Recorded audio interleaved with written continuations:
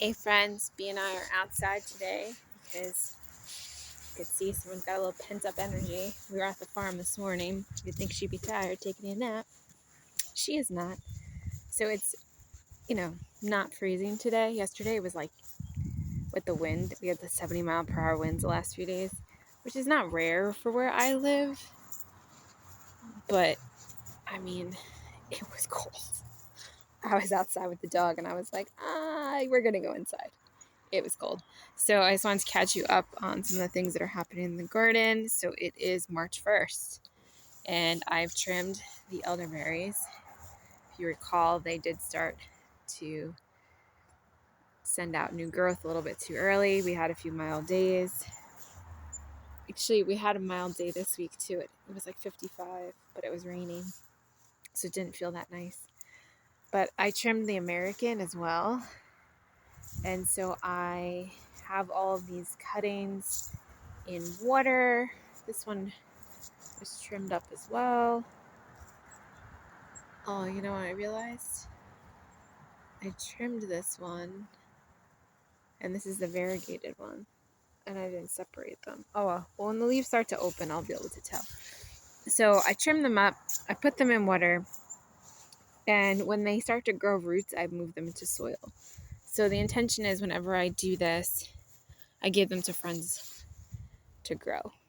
But this year I'm doing a series of workshops, Wisdom into Wellness, talking about the plants and the power of the plants and how they are supportive for so many different things, including your weeds. So we're the last of the 4 we have scheduled right now is Grow a Medicinal Garden.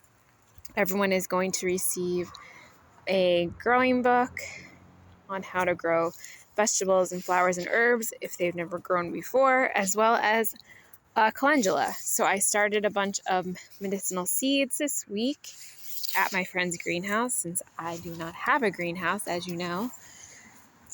And we'll see what germinates, but germination is always the issue, and I'm not babysitting them every day, so that's also kind of not great, but we'll see what happens. So there are signs of growth. We have fennel coming up. We have some chives coming up. We have some buds on our blueberries. I did trim the blueberries when I trimmed the raspberries. I didn't trim this elderberry because this is only a 2nd-year plant because the vole ate the one that was here. So this was from a cutting that I did last year. What is not great is there already is vole holes against the fence line. So they've already started. But what's happening over here, we have garlic that's been coming up, and you can see where it got damaged by frost. But the Brussels sprouts that didn't grow last fall are growing. The kale is still growing, which is great. That is a Romanesco that actually broke in one of the windstorms, and I just took it and stuck it back in the ground, and it's growing. So Mother Nature is resilient. And I had planted garlic and perennial onions in here in the fall, but I didn't label. So we'll know when they come out what they are, hopefully. And so you could see them starting to come up. But it's been like, 27 this morning when I woke up. So it's been chilly, but the fennel is still coming up. My parsley is still alive, which is amazing because this is the first year I've ever had parsley survive the winter. I mean, we're not done yet. It's March 1st, so she could still. But there's some shallots in here, which you could see there's some hairy bittercress, which you could eat. I'm going to try to keep it away from the garlic and the onions since they don't like to fight for space. But what I did do today is I picked up a bag of onion sets from Lowe's because I've grown onions from seed and it's a big pain in the butt to plant them and it hurts my back. I mean, my back is hurting now too, and I just planted one bag. But I decided to put them in here. So it was a medley of red, yellow, and white. And last year, I think I waited too long. They started to get moldy in the bag. So this year, none of them are moldy yet. So I decided to plant them out. This is the hairy bittercress that I pulled up because I wanted to plant the onions along the edge. And that's where the hairy bittercress was growing. And you can see it's everywhere. So it goes wherever. And there's some chickweed starting.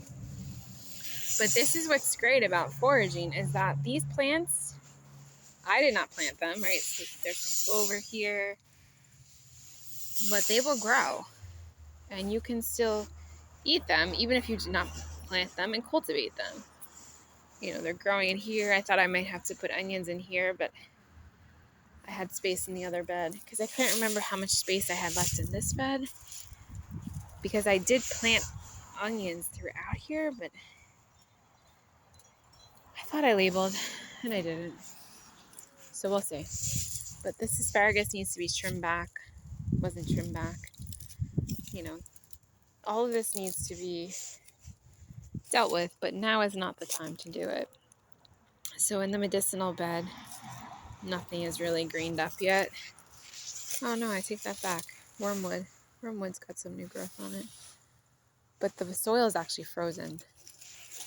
So I was happy to get the onions in, even because the top few inches of the soil was not frozen.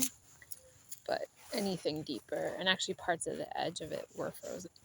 But you can see strawberries. They're going to start growing soon. We'll see what we have going on over here. I did seed.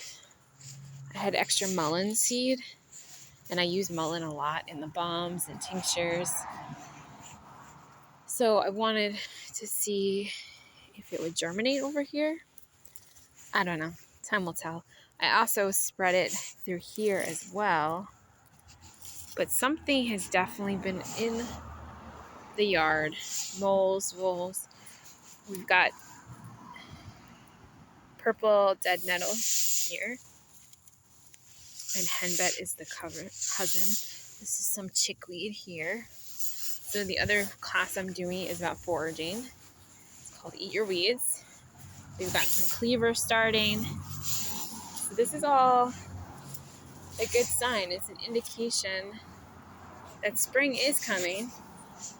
My poor hellebore.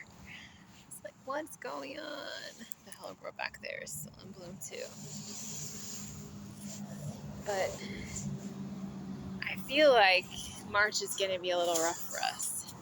I have not started any of my vegetable seeds yet, or any of my flowers, because there's no space in the basement right now. We have a dumpster coming, and I'm hoping a lot of stuff is going to wind up in that dumpster and get it out of the basement so I can start seeds. But look, the daffodils are trying to come up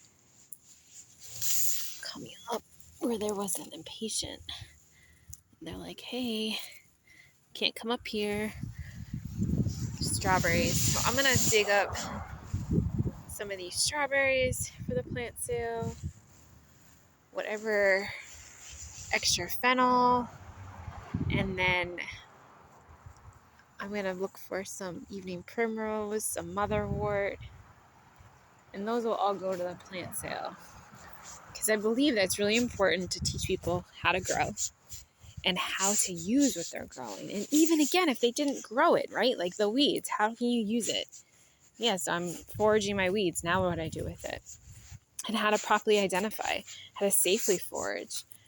So you're not foraging from areas that are not clean, that have been sprayed, that have runoffs, so that you're not over harvesting. You're just taking what you need, right? So there's things you can over harvest because there's an abundance of them. Garlic mustard is one of them. It's invasive. So then that's okay. But for things that are not, you want to be mindful. So I have a lot of yellow dock. I can harvest a lot of that. It's pretty prolific. Garlic mustard, pretty prolific. I actually see some of it starting to come up back here. So it's about being aware of what's growing around you, right? Like wild rose hips down by the beach. But there's a lot of poison ivy, so I don't want to harvest over there. Mullein. Mullein is technically a weed. I've got a bunch of lemon balm coming up over here. I could dig those up and give those to people. So it's really about being resourceful, but also being educated and aware of what is growing in your area. Get a local foraging book. Get a few so you can compare, right? One that has pictures in it. That's what I'm using for the class is, books with pictures so people can properly identify. I don't think it's great to use your phone for everything because it's not always reliable. If you want to use your phone, then cross-reference with a book that's reliable. So that is basically our garden update today. This kale over here really did not do well. Even this black cumin seed, it looks like it was trying to come back and it got zapped by very cold nights. Strawberries are even looking a little rough. The feverfew, hopefully this stuff comes back. The chamomile looks okay, but some of this stuff is looking a little rough. Like this kale is starting to grow again, but it's really struggling. So I'm kind of struggling too. I'm ready for spring. It's been a crazy winter. We haven't had a lot of snow, but we've had a lot of weird weather. And so I'm kind of ready for things to settle out a bit. I'm ready to get my hands back in the soil. I'm ready to start planning what I'm going to plant this year. I don't actually ever really plan. I just kind of think like, whoa, what did I have an abundance of last year? Maybe I don't need to grow as much as that. Like we had a crap load of tomatillos. I'm not planting tomatillos this year. But I didn't really the frost came early, so I didn't have a lot of red tomatoes. I had to get them right after the frost and process them, and we made green tomato salsa. So I'm going to plant maromas. I had hardly any string beans. I had 20 string bean plants. I had hardly any string beans. I'm going to plant a lot of string beans.